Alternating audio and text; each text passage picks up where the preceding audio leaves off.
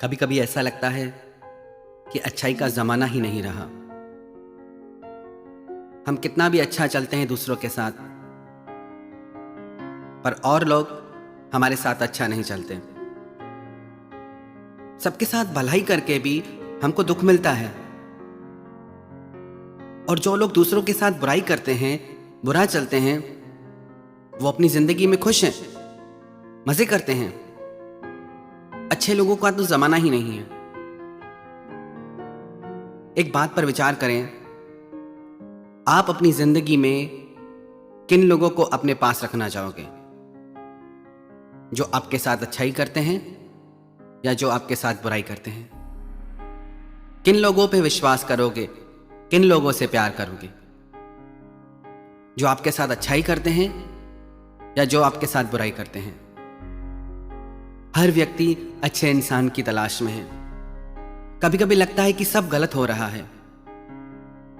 जो बुरे लोग हैं वो बहुत अच्छी जिंदगी जी रहे हैं। अच्छे लोगों की जिंदगी में कितना कष्ट है। एक बूढ़ी औरत थी, उसकी 3 छोटी छोटी बेटियां थी। एक बार देवर्षि नारद धरती पे आए। उन्होंने देखा कि वो बूढ़ी औरत जैसे तैसे करके, कुछ काम करके उन तीनों छोटी बच्चियों का पालन करती थी। एक बच्ची 5 साल की, दूसरी 2 साल की, तीसरी 1 साल की।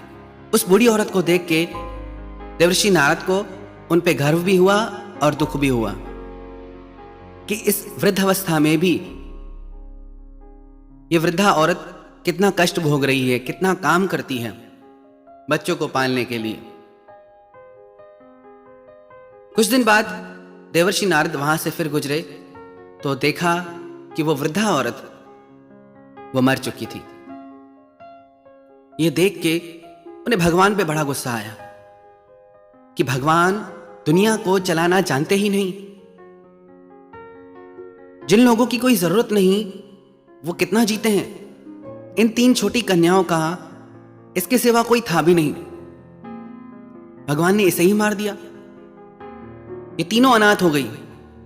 एक ही सहारा था इनका, उसे भी छीन लिया। बहुत गुस्से में भर के वो भगवान के पास आया और भगवान से कहने लगा कि भगवान, आपको दुनिया चलाना नहीं आती। सब कुछ उल्टा पुल्टा चल रहा है। 3 छोटी कन्याएं जिनको एक वृद्धा महिला पाल रही थी, एक ही सहारा थी उनकी, आपने उन्हें भी मार दिया। जिनकी जिंदगी का कोई अर्थ नहीं, वो कितना जीते हैं। अब उन 3 बच्चों का क्या होगा? आपको दुनिया चलाना नहीं आता। आप अपनी मन मर्जी से हर काम करते हैं। धरती पे जाओ, लोगों को देखो, उनकी जिंदगी में झांको तो पता चले कि वो कैसे जीते हैं। भगवान बोले, नारद, मुझे कुछ भी बोलने से पहले तू एक बार फिर जा और उन तीनों कन्याओं को देख के आ। बहुत गुस्से में था, पर वो भगवान की बात मान के वापस धरती पे आया और उसने देखा वहां वो तीनों कन्याएं थी ही नहीं। नारद को अभी बहुत दुख हुआ कि उन 3 कन्याओं के साथ क्या हो गया। कोई उनका अपहरण करके ले गया, किसी ने उनके साथ कुछ गलत कर दिया, और उसे गुस्सा आने लगा। फिर उसने किसी पड़ोसी से पूछा कि यहां 3 कन्याएं रहती थी, वो कहां गई? तो उस पड़ोसी ने बताया कि उन 3 कन्याओं की मां की मौत हो गई। वो तीनों कन्याएं बिलख रही थी, रो रही थी। फिर शहर की रानी यहां से गुजरी। इन तीनों छोटी कन्याओं को रोता देखकर उसे दया आ गई। उसने उन तीनों कन्याओं को गोद ले लिया। अब वो तीनों राजकुमारियां बन गई है। जब नारद को यह बात पता चली तब उसे समझ में आया, कई बार जो चीज हमें गलत दिखती है उसके पीछे भी कोई कारण होता है। हमें लगता है कि ऐसा क्यों होता है हमारे साथ, हमारे साथ ही ऐसा क्यों होता है। इतना अच्छा चलने के बाद भी हमें ही दुख क्यों मिलता है। जरूर परमात्मा ने आपके लिए कुछ बेहतर सोच रखा होगा। जरूर भगवान ने आपके लिए कुछ सुंदर सोच रखा होगा। एक भक्त भगवान के मंदिर में गया और भगवान से कहने लगा कि भगवान, अब सारा दिन खड़े रह के मंदिर में थक जाते होंगे, आज ऐसा करो कि आप आज घूम के आओ कहीं, मैं आपकी जगह खड़ा हूं।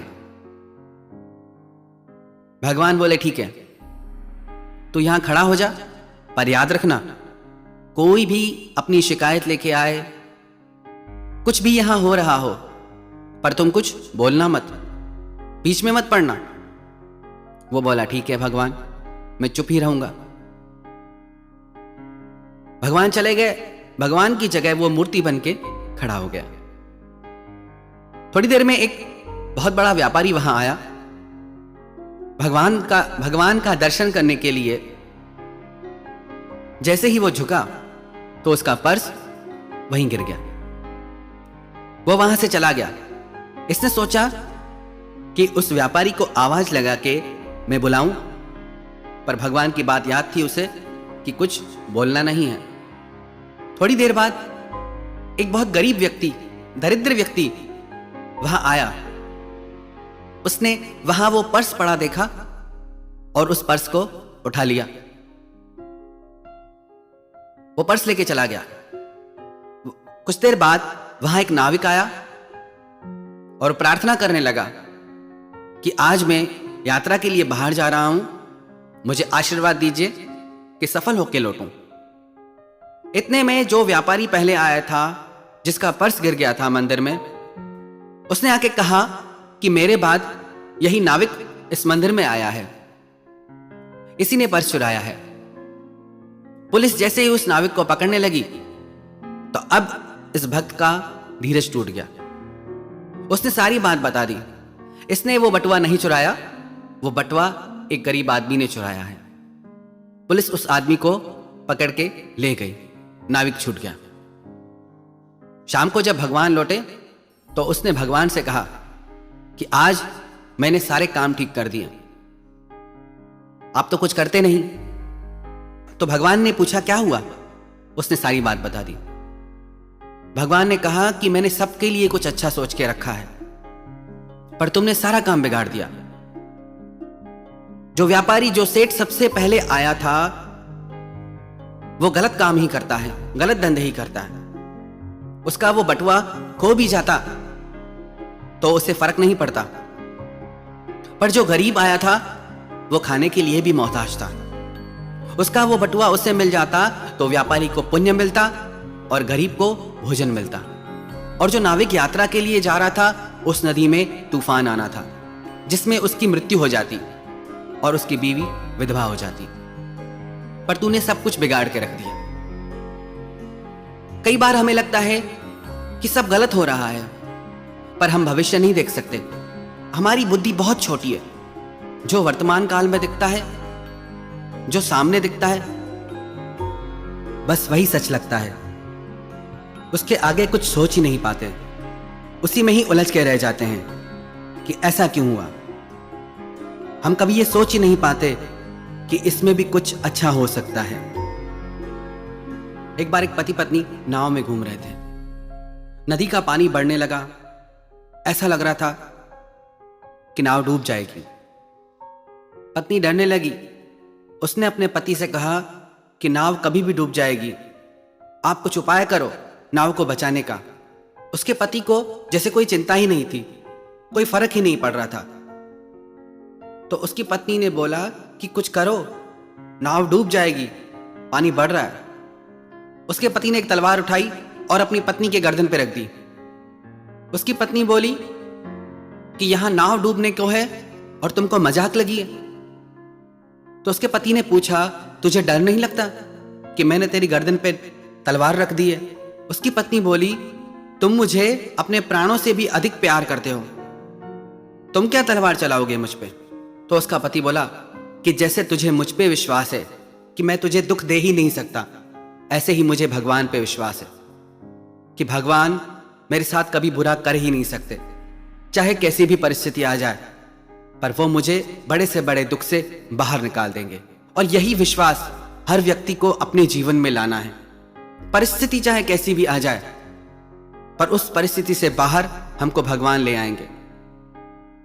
बात यह नहीं कि आपके जीवन में सुख है या दुख है, बात यह है कि आपके दिल में चैन और सुकून है या अशांति और बेचैनी से आपका चित्त घिरा हुआ है।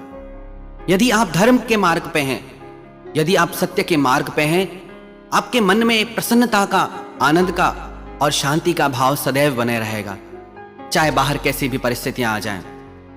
तो जीवन में दुख आए, घबराएं नहीं हम। बस एक बात याद रखें, भगवान हमारे लिए कुछ बेहतर सोच रहे हैं। कुछ अच्छा होने वाला है, कुछ बेहतर होने वाला है। यह विश्वास यदि हमारे मन में आ जाए कि यह दुख की घड़ी मेरे बेहतर भविष्य के लिए, मेरा सुंदर भविष्य के लिए है, कोई भी दुख बड़ा लगेगा ही नहीं और हम हर परिस्थिति में मुस्कुराना सीख लेंगे।